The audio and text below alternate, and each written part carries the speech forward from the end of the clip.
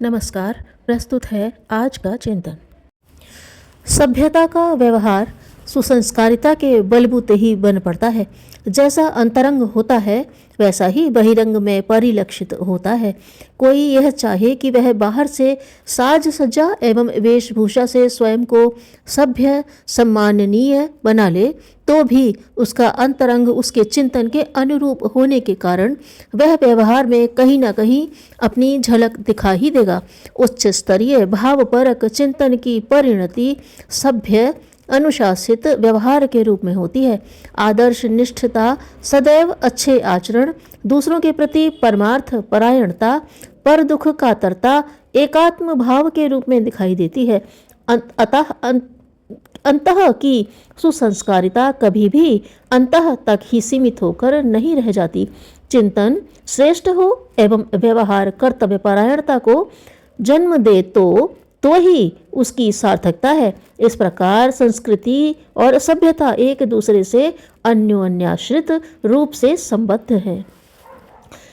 स्वेच्छा से अपने ऊपर लागू किया गया अनुशासित जीवन क्रम इतना सरल नहीं है जिसे सहज अपनाया जा सके। समाज व्यवस्था, प्रचलन, रीति रिवाज एवं तत्कालीन प्रवाह के दबाव जैसे प्रतिरोधों से जूझते हुए कसौटी पर खरे उतरना एक बहुत बड़ा पुरुषार्थ है। क्या उचित है, क्या अनुचित, इसकी काट छांट करते हुए श्रेष्ठता का चयन खुद ही करना पड़ता है। इतना विवेक जिसका जागृत हो वही महामानव बनने की दिशा में आगे बढ़ सकने की पात्रता रखता है। अनुशासन दूसरे को दीख पड़ता है। पालन करने वालों की प्रशंसा और तोड़ने वालों की निंदा होती है। अनुबंध अंतरंग होता है। उसकी जानकारी अपने को ही रहती है। उस तपश्चर्या से अपनी ही आत्मा बलिष्ठ होती है, अपना ही व्यक्तित्व उभरता है और अपने को ही संतोष उल्लास की प्राप्ति होती है। अनुबंध व्रत धारण को कहते हैं।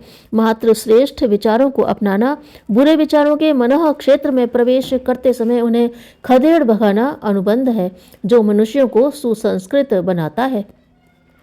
अनुबंध की जो आंतरिक अनुशासन का ही दूसरा नाम है, परिधि बड़ी विस्तृत है। यह एक प्रकार का वृत्त बंधन है जिसमें आंतरिक पुरुषार्थ के माध्यम से आत्मावलोकन पर्यवेक्षण कर अपने दोष दुर्गुण मिटाकर चिंतन को दिशा दी जाती है। यह एक समय साध्य प्रक्रिया है। कभी कभी व्यक्ति दुर्बुद्धिग्रस्त ऐसे कृत्य कर बैठता है जो मर्यादा लांघ जाते हैं। इन पर कड़ी दृष्टि अनिवार्य है।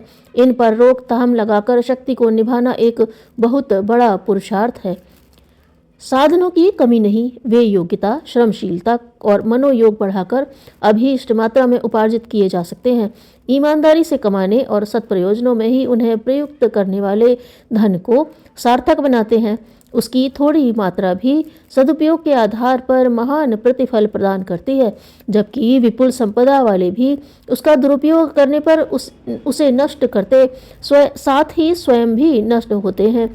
छेद होने पर नौका पानी में डूब जाती है।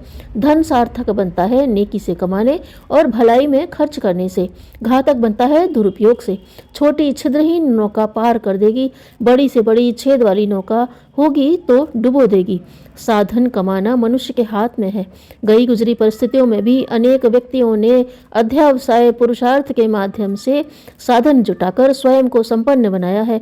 योग्यता अकेली पर्याप्त नहीं, योग्यता के साथ परिश्रम एवं काम में तन्मयता का संपुट न हो तो वह भी निरर्थक ही चली जाती है। एक बार कमा लेने पर भी उसके यदि सदुपयोग का मार्ग न बनाया गया तो वह सारा परिश्रम व्यर्थ ही जाता है, उपार्जनकर्ता को कष्ट पहुंचाता व अपयश का भागी बनाता है। परस्पर सहयोग मित्रता का मूल प्रयोजन है। इच्छा की प्रबलता ही कार्य की सिद्धि है। मनुष्य का मन आंतरिक चिंतन से बली होता है।